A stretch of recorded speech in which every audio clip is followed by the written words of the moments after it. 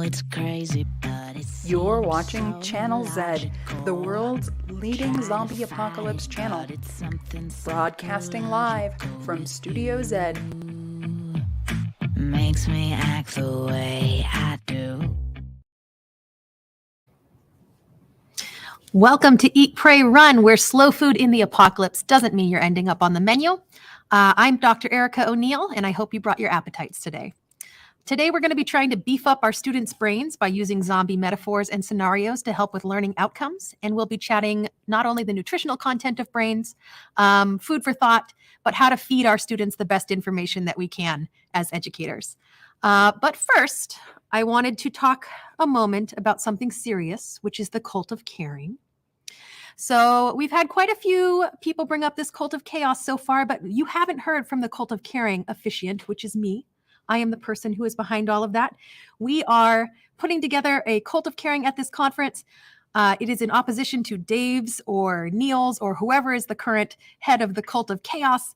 We are not for individualism and sort of rugged authoritarianism and anarchy. We are more about community, care, mutual aid. If you have something, it's reciprocal. You give to others. We have a total of 2 members as opposed to the current 0 members of the cult of chaos. So I say we're doing pretty well for ourselves. And yes, we have snacks, but rather than being the opiates of the masses, they are how we communicate with one another. We share our culture and community, just like this show, Eat, Pray, Run. So let's bring on someone who is an expert in that. Enough with the politicking. We have a nutrition scientist, Dr. Greg Popovich. We're going to bring him onto the show. Welcome, Dr. Greg. Hey, it's good to be back. So Dr. Greg, as his students call him, is an associate professor of exercise science at West Virginia Wesleyan College. He holds dual master's degrees in exercise physiology and human nutrition and is a doctor of physical therapy. All great credentials for this show. Welcome. I didn't even fabricate that. Thank you. Thank you. So we're going to talk how you are crafting the way that you're communicating these nutritional concepts in the classes that you're teaching with students around sort of zombie metaphors and sort of themes. But first, I wanted to ask, are you leaning more towards the cult of caring or the cult of chaos, Dr. Greg? You know, as a trained healer, I have a caring personality. And so I would join the cult of caring, I do believe. That's all it takes to be a member. You just got to I'm feel it feeling in your love. heart. Cult of caring.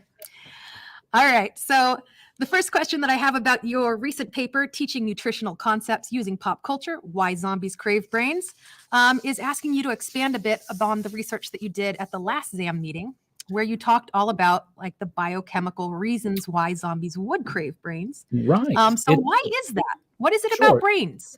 It's been 2 years now that I've been hunkered down in my bunker since I last presented at ZAM. So I will hit my 5 key points as to why I think zombies crave brains. Now, keep in mind there are alternate hypotheses, but like I tell my students, I tend to favor mine. So maybe I'm biased. So first of all, we have to accept zombies are sentient creatures. And if they have a self-awareness and they can feel themselves decompose, as has been put forth in some of the popular zombie movies, in fact, there's a good reason that they might crave brains.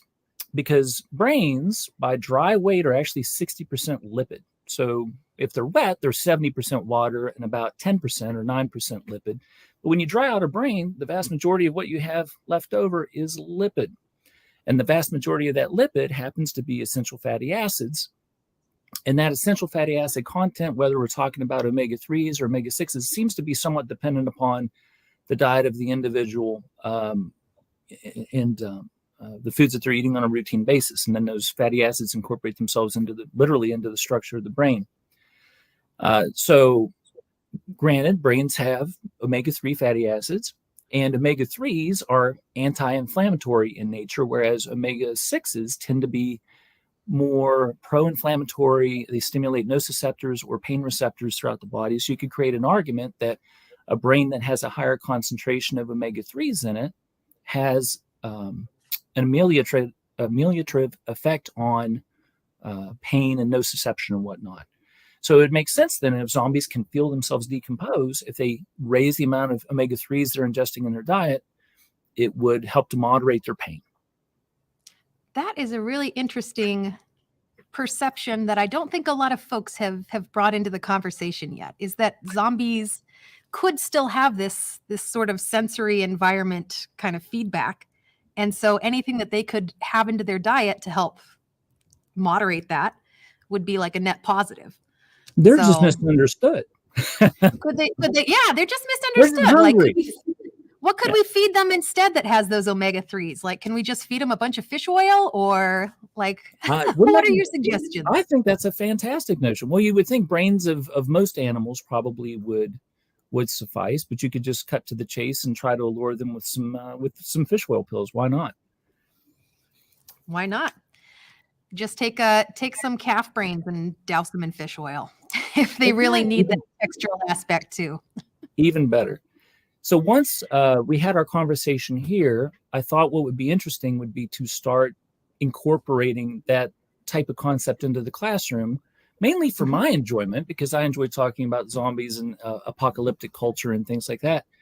But I also became curious as to whether or not it facilitated learning outcomes. So because I was using some sort of a novel way to teach these metabolic pathways, did that enhance learning, expedite learning? Did it create greater interest in the topic?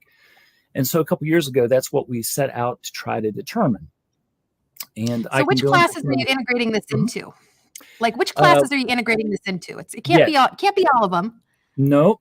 So actually, we used 2 different colleges, 2 different courses over several different semesters. And those courses were a Fundamentals of Human Nutrition class, which is a general credit class, but also a pre-nursing class, really any healthcare type class. But it's a class that most students would have very early on. And then basic anatomy and physiology, which is another one of those fundamentals courses. So we were, for the most part, trying to target students that already didn't have a lot of information about essential fatty acids, because we thought we could demonstrate the most profound learning outcomes in those students. You are reaching a lot of students with that broad net, because those are some really introductory level classes for any sort of advanced degree work that they're doing in college. There's no getting around them for an awful lot of majors. That's right. A captive audience. That's right. So in your paper, you mentioned this inflammatory cascade and fatty acids. Right. So what is it that you were teaching around that? Can you explain it to our audience so that maybe they can get an understanding? Yeah. So basically, if you have let's start with omega-6s. Omega-6s, inflammation gets a bad reputation, right? But inflammation is the first stage of healing. And you would think that the subsequent stages of healing, stages 2, stages 3, proliferation and remodeling, may be compromised if we don't have some degree of inflammation. So I would not want my perspective to be taken as an attack on inflammation. But what we need is moderate inflammation. If we have excessive amounts of inflammation, particularly of a systemic nature, we think those are things that could generate atherosclerosis and those types of conditions. So with omega-6 fatty acids, they supply the raw materials that we use to create arachidonic acid. And from arachidonic acid, we can create several pro-inflammatory prostaglandins. And again, those that tend to sensitize the central nervous system to pain, and also stimulate peripheral nociceptors or pain receptors. All right. Those are a lot of big words, though. No, those are good words. What are nociceptors? What is it doing? Like, what are the significance of it? So if you can explain the significance, maybe I can follow along. Absolutely. So you could postulate that in an organism that is swimming in omega-6s relative to omega-3s, so an abundance of omega-6s, and examples of that would be fried foods, which we eat in large quantities in this country. You would have a pro-inflammatory system. So a person would be sensitized perhaps to pain. They would be more likely to have chronic inflammatory conditions, or at least flare-ups associated with a high omega-6 diet. So there's a purpose for inflammation. We just want it to be moderate. Yeah, and Jessica Brinkworth brings up a really good point just now in that comment, that it gets a bad rap because it's required for so many different processes, including scorching those incoming pathogens. Absolutely. And of course, I'm an exercise science in moderation. That's right. I'm an exercise science professor. There's nothing wrong with muscle soreness. That's the first stage of healing, and trying to quelch all inflammation is probably a bad idea for thorough healing. So on the other side of if we're looking at a yin and a yang, because it basically comes down to omega-3s and omega-6s. We've discussed omega-6s, which tend to be pro-inflammatory. Omega-3s, you could argue, compete with omega-6s and therefore can have anti-inflammatory effects, or at least discourage inflammation. and also pain sensitization and whatnot, while providing structure to the central nervous system, to the brain. So that's basically, in a nutshell, I guess, how I present those two different essential fatty acids and how they behave in the human body, and why, and how we should try to balance those two. Excellent. So thank you for the background information. We just got a little Anatomy 101 with you. Thank you, Doctor. So moving on, how did you set up your study? What were you trying to figure out, like in the classroom? Well, sure. So this is so complicated. It's a 2-phase study, actually. So during phase 1, we developed a simple survey of 5 pre-test questions about essential fatty acids. And then I delivered 2 different varieties of lecture. I delivered one lecture that incorporated zombie metaphors and zombie graphics and things of that nature. And to make sure that students were fully engaged with the material, I actually did not permit them to take notes. They were only allowed to pay as close of attention as possible, but that way they wouldn't miss out on the zombie graphics and whatnot. I wouldn't want somebody to be looking down the whole time and therefore miss out on some of that type of content. And then the other group received the exact same PowerPoint, but with all mention of zombies and all zombie graphics removed, and sometimes having substituted something more, more commonplace. So instead of a picture of a brain being a rich source of omega-3s, I may have substituted a picture of a fish or something of that nature. And so then we immediately administered a post-quiz and looked at the percent change between those 2 scenarios. And our findings were that there was really no significant difference between the 2. There was a profound learning effect. So, for example, students' initial scores out of 100% were about 43 to 45%, not significantly different. And then their post-lecture survey, which was literally immediate right after I finished the PowerPoint, was 83% and 89%. The slightly lower score actually being in the zombie group, but there was not a statistically significant difference between those 2 outcomes. Gotcha. So both had dramatic short-term learning. The question then became, okay, I didn't demonstrate that there is a benefit to adding pop culture or trying to create more interest with a novel topic, but I wonder if it makes a difference several weeks down the road, if retention would be assisted by, again, this more novel kind of context and teaching that content. And that's what the more recent analysis looked to address. So all things being the same, do you feel like you're going to continue to use these zombie metaphors in class just because it helps to spice it up for you? That's actually my final conclusion. Yeah. So, So my interpretation, even before we looked at the more long-term data, was, you know what?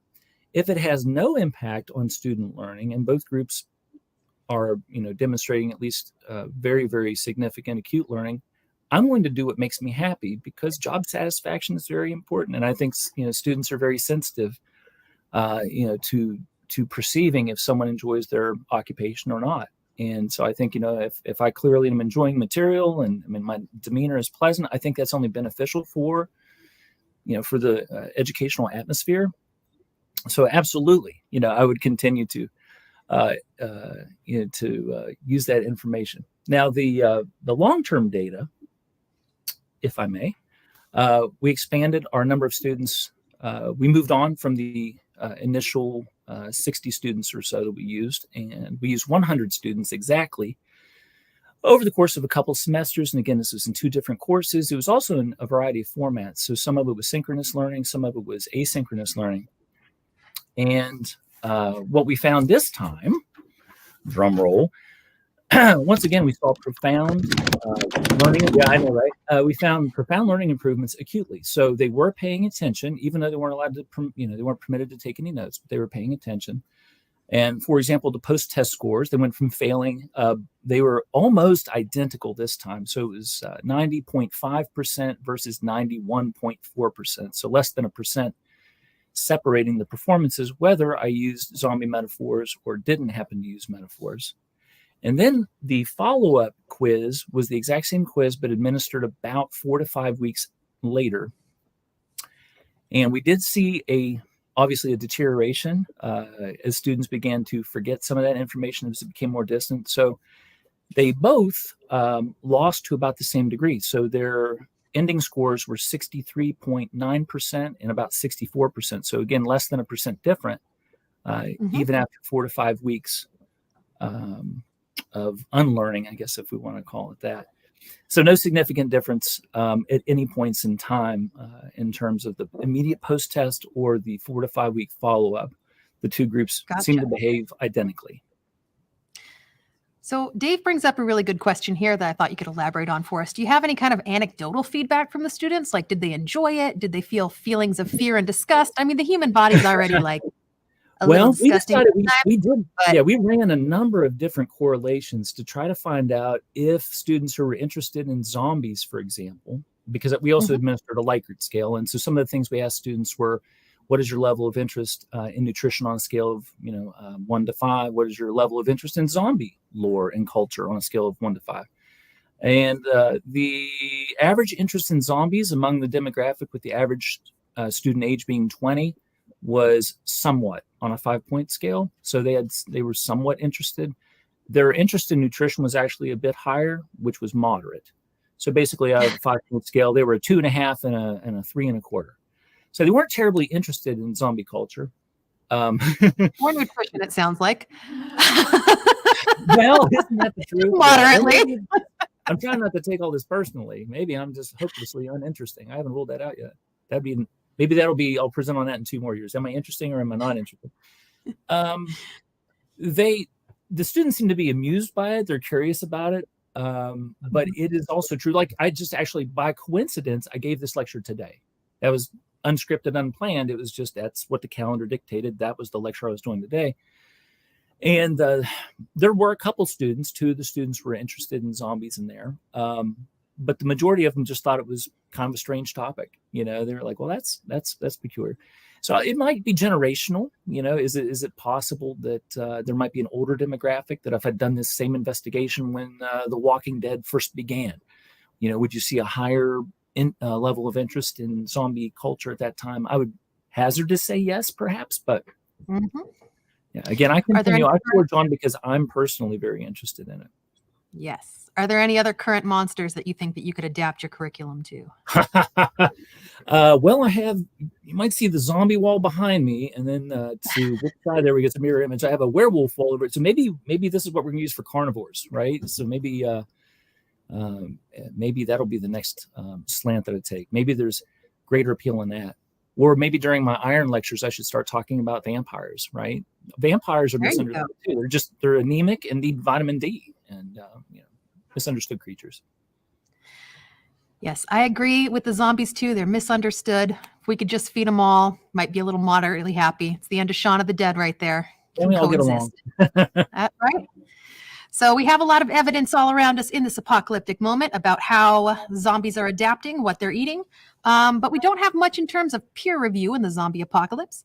But we're going to turn real quick here to a paper published a few years back, and I was hoping that you could chat a little bit with us about it. It's assessing the caloric significance of episodes of human cannibalism in the Paleolithic. So this group ran a whole bunch of statistics across different sites in the Paleolithic that had evidence of human cannibalism. And they came to the conclusion, unsurprisingly, that human brains aren't that nutritious and that humans ourselves are not that nutritious compared to a lot of different sort of megafauna and flora that you can find across different sort of Paleolithic environments. So with that in mind, like the human central nervous system in the brain is only 2,700 calories. And that's like all the axons and little bits that you get out there. Right. What do you like? Do you think that this is a good long-term strategy for zombies, or do you think that we should really be trying to think something up so that we can coexist a little more sustainably? Right. If only we could farm tissue, right, in some sort of a humane manner. That would be far better than, sacrificing our own. If we had just large vats where we could, synthesize skeletal muscle or nervous tissue or something of that nature. But alas, I don't think those technologies are quite here. So I think we're going to have to run, fleet of foot from zombies for, the near future. It wouldn't be interesting as I sit here and think about it, but if we developed if there were some sort of a prion that were transmissible and not injurious to the host, but selectively injurious to zombies, then we might die fighting them, but at least we would take them out with us, if they were to eat our brain. Just a thought. Interesting. Is that your next mad science experiment? I see behind you, you have quite a bit of inspiration across the horror genre. Are you moving into this sort of Yeah, guilty as charged. biomanipulation? Well, it seemed like a good place for my studio today. This is my maker space. Nice. So Dave has a philosophical question here, and is that if we grew brains in different farms or labs, would those be sentient? What is your thoughts on that? I have them too, but I'll defer to you as the guest first. And what would they be thinking about? Nope. That seems like a pretty boring existence. They would need some stimulation, for synaptic formation, you would think, and whatnot. Mm-hmm. Would they be sentient? I'm going to go with not without sufficient stimulation to learn from. How's that? Yes, I am going to agree with you. I think they are as sentient as the current AI systems that are being programmed, which are just developed within a certain parameterized system. They don't think outside of that. I can tell you if I'm floating, if I personally am floating in a hot body of water like a jacuzzi, I'm thinking about nothing. Yeah, it's just a nice jacuzzi existence. Yeah, without some sort of like organizing structure around it. It's just a brain in a vat. Otherwise, it's a sensory deprivation chamber that's wet.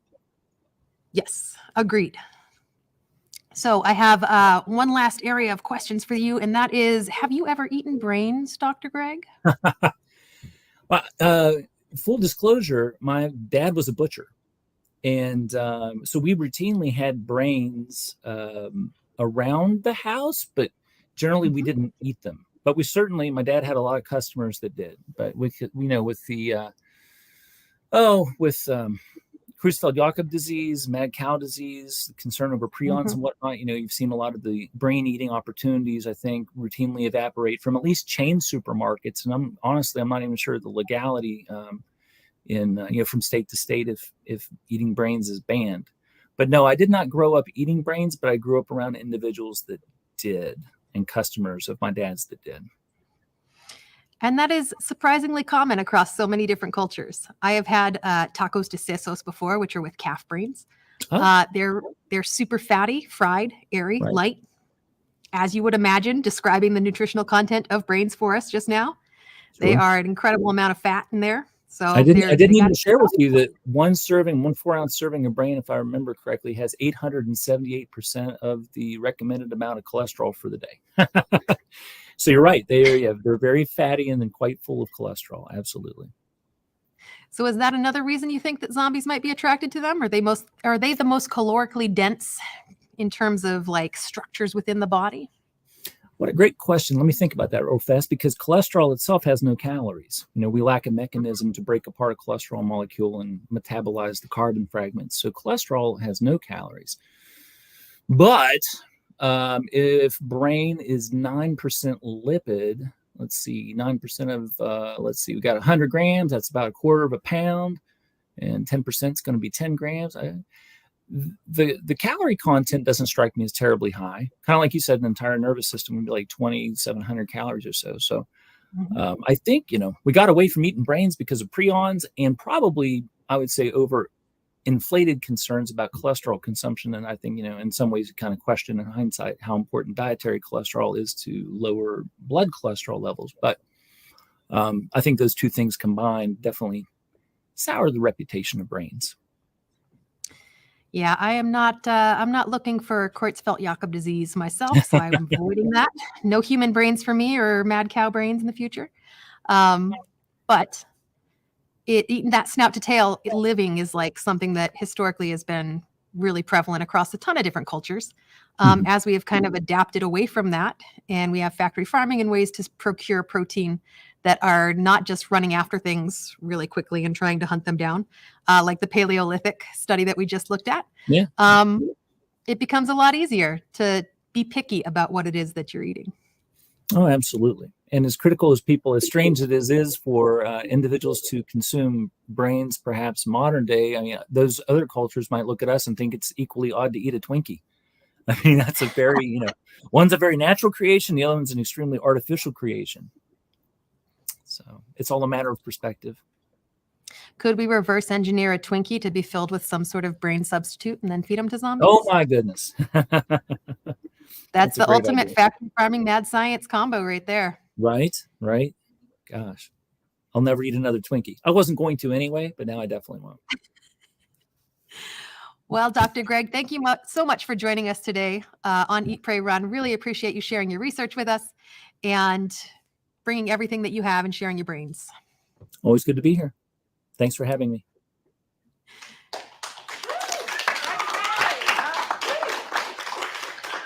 And thank you to everyone watching in the studio audience. Make sure to like and subscribe for more zombified content. And thank you for sampling our brains today. Until next time, we hope that you eat well. And if the whole world says that we're crazy,